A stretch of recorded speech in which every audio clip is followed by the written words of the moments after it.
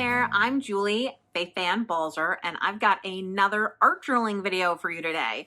So I'm back in my art journal, and I do like to work on my pages in stages. I usually do like 10 to 15 minutes a day of art journaling, so I jump around to lots of different pages, and I may work on something one day that I actually started like a year ago, or even longer than that sometimes. And for me, that's something that unleashes my creativity, doesn't make me push to a point where I feel like I have to finish something just to finish it, but instead I get to play, to enjoy a moment, to be inspired. And actually, I've learned so much from that. I find now when I'm working on larger work, more traditionally finished work, that philosophy of not pushing things just because I want to get them finished has been a really, really good one. So come with me and let's play in the pages of my art journal. So I have my art journal out. I had this figure in it, and I thought it might be kind of fun to give her a big halo of kind of flower hair or a flower crown.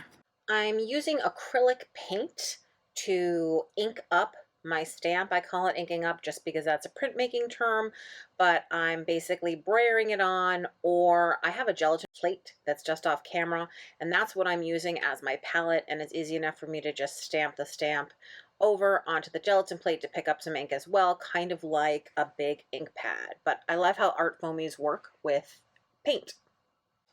I find that by using ghost prints or non-re-inked prints, the kind of lighter prints, it sort of pushes back, you get some distance there. The crack your journal is always kind of tough, so I'm trying to tilt my journal up in order to get into that crack. I'm just gonna clean off my stamp so I can switch colors, clean off my brayer. So as you can probably see, my approach to cleaning is clean enough to use, and so I always just stamp off or roll off onto scrap paper. Now I'm bringing in a second color here because I felt like the blue was a little too close to the green of the clothing that this character is wearing, so it didn't feel like it stood out enough. And I think the red, since it's across the color wheel, just adds that pop that it's looking for. And you can see here how I really am using those ghost prints to create that sense of something being further away. As you get further away from things, they blur. So when you have something that's like a little lighter, a little less clear, a little more fuzzy, it makes it appear almost like a blur you would get from a photo camera. So that's how you can create a sense of distance with very little work. So basically what's going on sort of off camera, cleaning the gelatin plate so I can put out a new color. And I'm just mixing up a custom color because I'm going to use the big version of the stamp that I already used for her hair. So I know it's hard to tell, but this is not quite white. It's actually a sort of warm white that I mixed up. I like to mix my own colors when I can, and I just keep them in these little containers. Makes it easy. All of the botanical stamps that I designed for Art Foamies, I believe there are 4 sets. They all come in a small, a medium, and a large. So you can pick to have just one size, or you can get all 3 sizes. And the thing I like about that is just it creates a lot of unity. By having this pattern be in her clothing and in her hair or her hat or whatever you want to call it, there's some rhythm, there's some continuity, there's like a callback. So the nice thing about acrylic is that you can wipe and control it. So I'm just taking it away from where her hand is. A very quick note about stamp placement. You'll be able to see when I place this second stamp, the way that I've laid the stamps out on her clothing, it's going to be like the 2 designs are kind of hugging her. And again, it's an illusion that makes it feel like somehow the clothing fits her or wraps around her because the flowers seem to wrap around her. And I'm going to do the same trick here, which is acrylic over acrylic. You can always wipe it off. And I'll do that over here.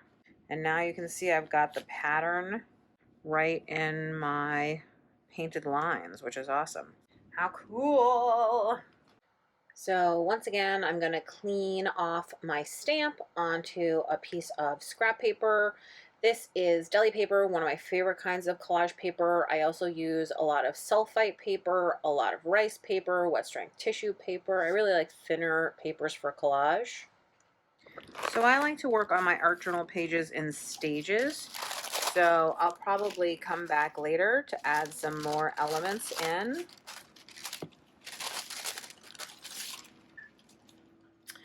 But for now, what a cool figure. I love the way this pattern turned out in her clothing. I love the kind of headdress that was created. I'm really excited about how easy it was to make these stamps something a little bit more than just, you know, a flower. Okay, so I ended up finishing off my page a couple weeks later with, you can see I did some dots in the hair because I wanted to bring the white that was here from the stamping and from the face into that area. And then I use this quote from C. Joy Bell: "Don't be afraid of your fears. They're not there to scare you. They're there to let you know that something is worth it."